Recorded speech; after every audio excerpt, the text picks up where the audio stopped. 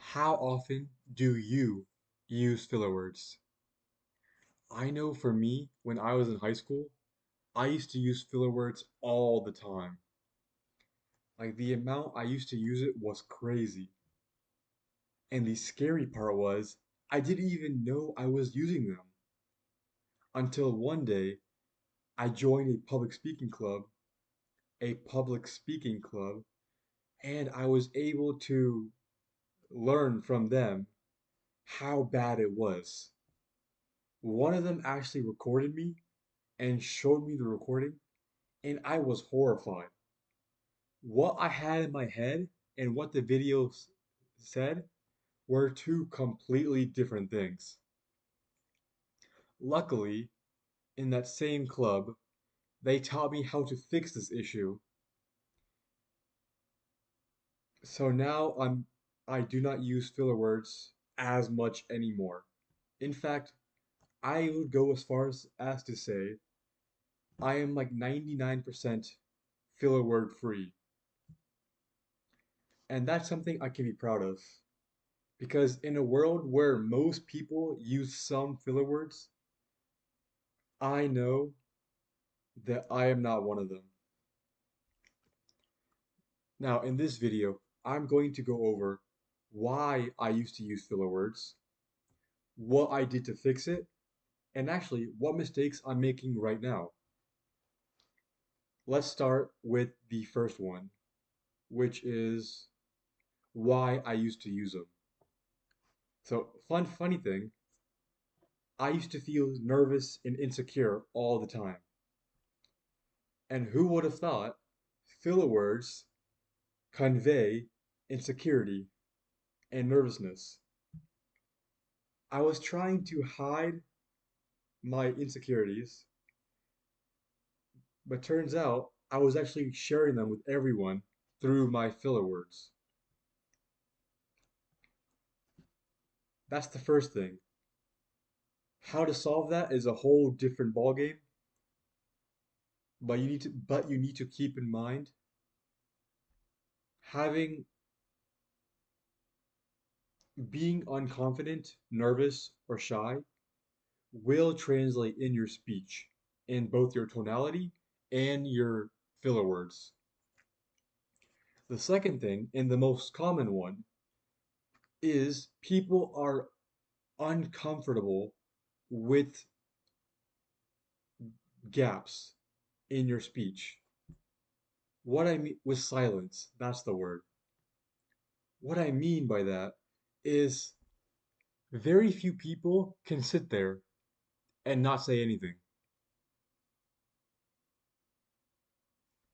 How uncomfortable was that gap for you? It was only about 3 seconds, but I guarantee some people felt uncomfortable with that silence. Why is that?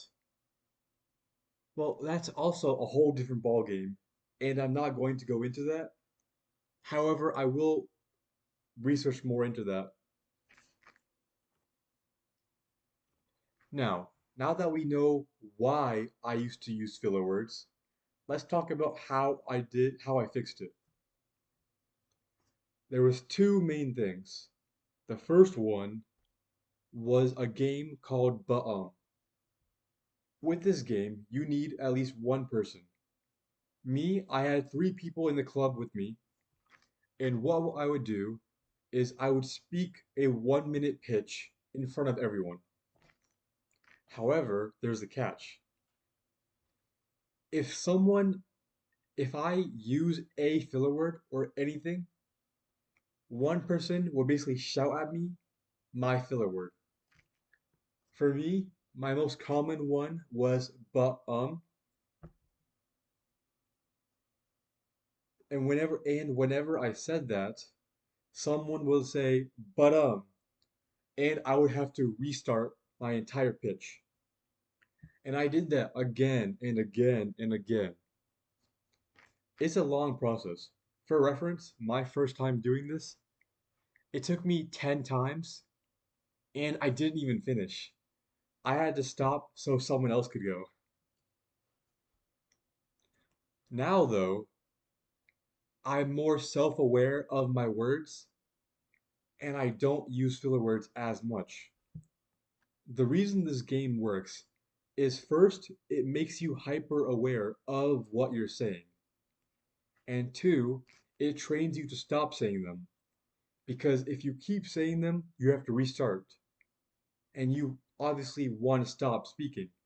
So we're using that uncomfortableness to our advantage. The second thing I did was actually something I came with on my own.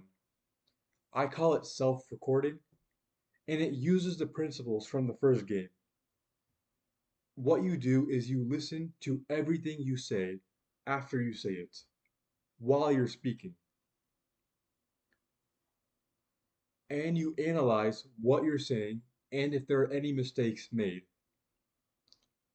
If there's any, if you use a filler word, you have to restart your entire sentence. It doesn't matter if you're talking to someone or what you're doing, you restart the entire sentence. I'll be real with you. This will make you look weird. I did this in college, and for about 2 months, people thought I was a weirdo. However, now I don't use any filler words, or I rarely use them. And that's something that most people cannot do. The question is, do you want to suffer for 1 to 2 months to have a life free of filler words? The choice is yours. Now let's talk about my current mistakes. I found out that I actually still use two main filler words, so and but. What can I do about it? Well, I'm using my same technique, the self-recording technique, to be more aware of it.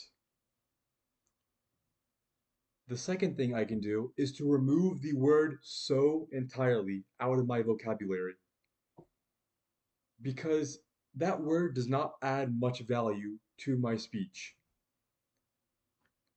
I could say now though, or I can say so now though. That word has no value to what I'm saying, and therefore I am going to stop saying it. I hope you learned something from my story, and I hope you can fix your filler words just like I did.